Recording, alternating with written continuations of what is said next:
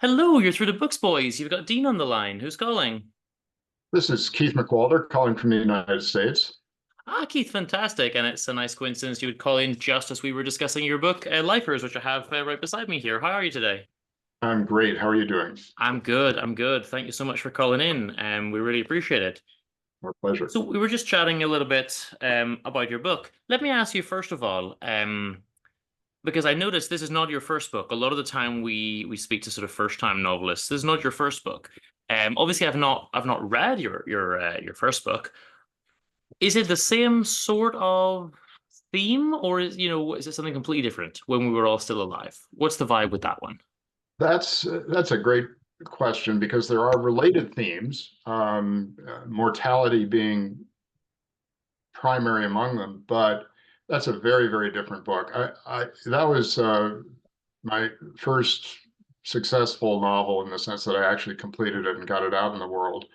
And it was much more an homage to the sort of literary heroes of my youth, Hmm. John Updike and Philip Roth and Wallace Stegner and the like. And so that was a much more domestic literary novel, and an attempt to be Okay. literary in that old school style. This one was much more fun for me to write, and I hope fun for people to read. It's certainly more conventionally commercial than that first book. Is it okay? But the themes are there's an underlying theme about concern about personal and individual mortality and how that relates to both families and societies that is common to both of them actually. Okay, cool, cool.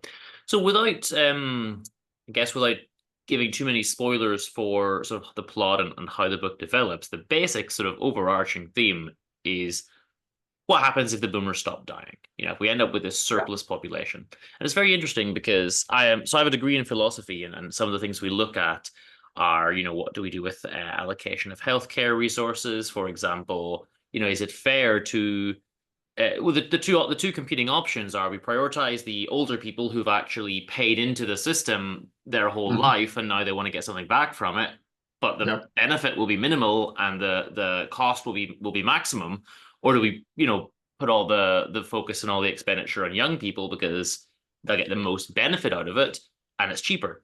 And it's always been an interesting dilemma. This is kind of flipping that because it's saying, well, what if we put the money in to help the older people, but they're going to get the same benefit because they're going to live for another 50 years maybe. So it's very interesting angle to take on it.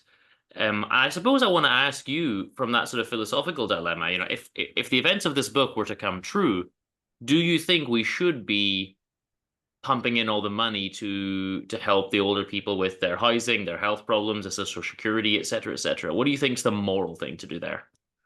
Well, interesting question to put it in moral terms, because as a practical matter, I think the results would be very different. But morally, yes, I think you have to deal with, and you're forcing me to think about this for the first time. I think you would have to deal with this morally from the perspective of those who are in the greatest need, Hmm. and those with least capacity to deal with the problem that's been presented to them. And that would tend to be the aged, both, especially if this were a sudden development, as in the book, because they had never had the opportunity to prepare for this eventuality of living an extra 10, 20, 30, who knows how long, Yeah. lives. So at least the young, in the context of the book, would have that awareness that their lives would be far longer than expected, than was had been for the history of humans, um, and would have some time to prepare for it. The old do not or won't, and would have to be dealt with differently than the young, and I think in a more resources applied to that. Now, would that Hmm. happen in real life? I don't That's think so. I yeah. think I think a lot of the consequences depicted in the book, political schisms around that kind of question, would develop very quickly, Hmm. and we're already seeing the foreshadowing of that right now in our social security systems, where the young are getting increasing or younger uh, working people are getting increasingly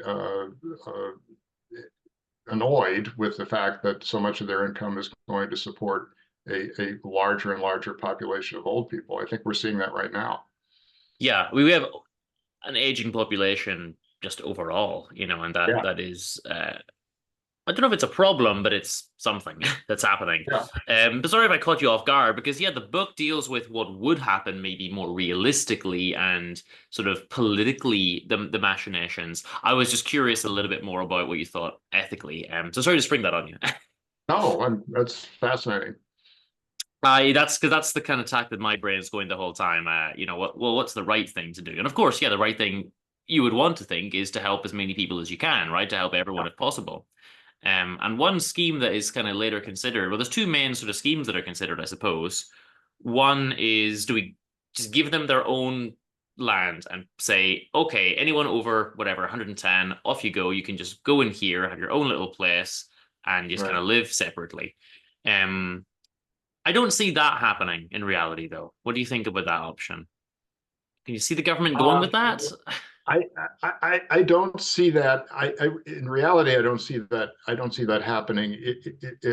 And I, again, without giving away too much, it happens in the book as a reaction to Yeah. society's reaction to the problem. But it would be difficult to engineer, needless to say, and I think unlikely as a social matter because the natural integration of family members with one another That's the thing. would Yeah. make that extremely difficult, unless the alienation factor that is depicted in the book takes over. Yeah. Um, so yeah, I don't think that's a practical solution. But when it comes to the allocation of resources, I mean, one of the things I wanted to get across in the book is the idea of communal living as a Hmm. way to make resource allocation more efficient, to have more people live together in not in the way we currently tend to house people, especially here in the US, in large but rather age segregated components. That kind of non-communal living with little individual homes for two people at a time Mm. in the long run, I think has to change anyway. But certainly Yeah. in the context of the premise of the book, it changes more rapidly. I mean, I guess there's two examples in the book of people trying to set up communities. But I do find I've always found it interesting that humans live this very strange, fabricated life, and we live in our little square box houses very separately. And it's something Yeah, very, it's not normal. We evolved to live in tribes and to be in a community, and we've done a very exactly. strange thing. So it was interesting in the book that we explore a little bit of like going back to something which, in a sense, is actually more natural and potentially healthier for the mental health and everything as well. Yeah, absolutely. Yeah. And the other range of solutions, other than saying, okay, off you go, live peacefully and be happy in a commune, the other range of solutions is, do we kill them? What can we do to stop all these old people? So two very opposing kind of viewpoints. And of course, the fear is that that second one might be the more realistic one in the Mm, world we're in. And then, mhm. of course, how can we do that? Well, we're not just going to go into the street with a machine gun and start shooting old people. So we have to find a way to maybe do it voluntarily and develop drugs and all this kind of thing. And the book goes a lot into detail. And I don't want to sort of spoil too much. Um, Yeah, it is interesting, and of course, you have the ethical dilemma of the advance directive. Like, well, if I make the decision that I'm going to go through with this and I'm happy to be voluntarily killed, well, then what if I change my mind? And then that's another whole big ethical situation you're in. yeah. Yeah, I wanted the idea that's in the book, and again, I hope it's not giving away too much, that there would be that you could make that choice that you had enough of life, or you've been convinced that the more moral thing for you to do is to exit, the whole situation. That you were presented with that choice, which way do you go? But then if you choose the path of mortality of getting out of life, um, and but do not have the choice to retract it, where you Mm. actually you have to follow through on that. And the idea of having, I think one of the fascinating subjects for all of us philosophically is if I knew I had only X amount of time to live my life, how would I live it? Would I be living it the way I am right now? Mm. Would I be, change things radically? And the fascinating illusion that we have of, and it's universal, that we have an indefinite amount of time, Yeah. that we're just going to go on. So we don't have to think too heavily or too prescriptively about how we might change the way we're Mm. living. Becomes, if you were presented, if you really knew that you had a year, let's say, to live, how would you spend that time? What would you do with yourself? How would your relationships change? Would they change, Hmm. etc.? It's interesting because that's probably something that most people have thought about at some point in time. But it's an interesting juxtaposition of ideas because we have a population who are thinking, and Marion, for example, is thinking, well, we had a fair amount of money, but if we live for another X amount of decades, we're going to run out. And they're Right, relatively wealthy. Then you've got, of course, poorer people who are relying on Social Security. That whole system's crumbling. So, right, you have to think people are not living, they are now prepared to live for a very long time. And how can we make, scant resources last versus this total other idea when you hit that end point of, well, now I know I've got a year. I can completely flip the script of like how I've been living for the last 20 years. And yeah, that's very interesting, these two opposing mindsets of dragging out the resources versus, well, we got a year, let's blow it all.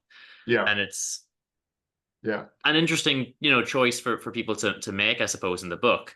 I always think I wouldn't do much differently. I guess just go on some holidays and spend whatever money's left over in the bank account. But Yeah, no. yeah, yeah. And Marion in the book sort of takes that approach of not not changing anything, whereas uh, her husband probably would have done things differently. But it's it is an interesting, mental exercise and something we probably all ought to engage in a little more. Mm. It is something very interesting, yeah. And of course, something that I find, I mean, it's not really important, I suppose, but something that I find interesting is when everyone's over 100, relationships don't matter as much. So Right. they sort of dispense with calling people grandmother, for example. It's like, well, Yeah. you're old too. Like, it doesn't Yeah. matter anymore at this point. We're both old ladies. exa- Like, Exactly. Yeah. That was one of I actually, the one run-in I had with my editor in the process of getting the book finalized was, and again, I don't want to give away too much, but a couple of the characters who are related to one another end up having a romantic relationship when they're both very old, hmm because they've outlived all notions of, even that they had a biological relationship. It's just irrelevant. And so they end up becoming uh, romantically involved when they're, 200 years old. Um, that that so offended my editor, Oh, really? the idea that Wow. I ended up throwing that out the window. But I thought it was, you're alluding to that very point, that after you've left far behind the years of procreation and family formation and all of that, and moved into a completely different dimension of life Yeah. that that none of us know of right now, really. And family relationships would take on new forms. I Yeah. truly think that would happen. There's a point where if we're all over 100 years old, then we have to rethink the playbook a little bit. There's no need to stick necessarily to all the same conventions and rules and things that we've done.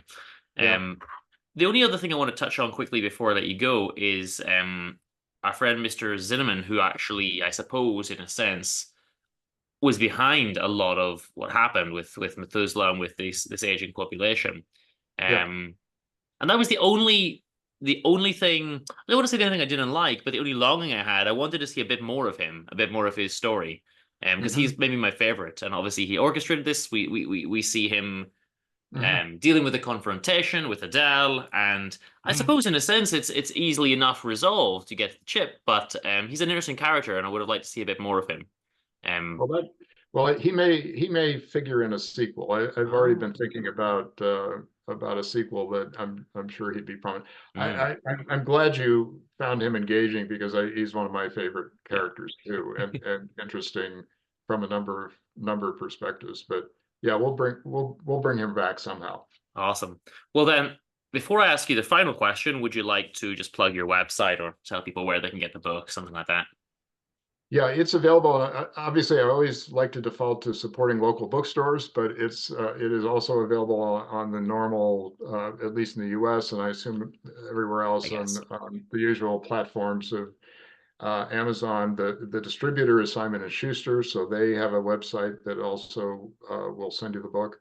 Um, uh, Bookshop.org is one that I like to support because it supports local stores. Um, but yeah, it's on all the normal uh, Cool.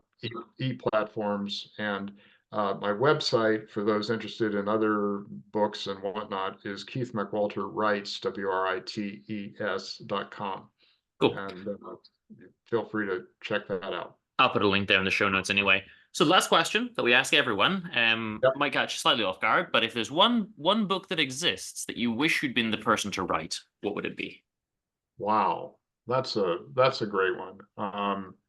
Honestly, and this relates, the first thing that comes to mind, and maybe because I've been thinking about all this, there's the fabulous philosophical book uh, called The Consolations of Mortality, Hmm. and it is a survey.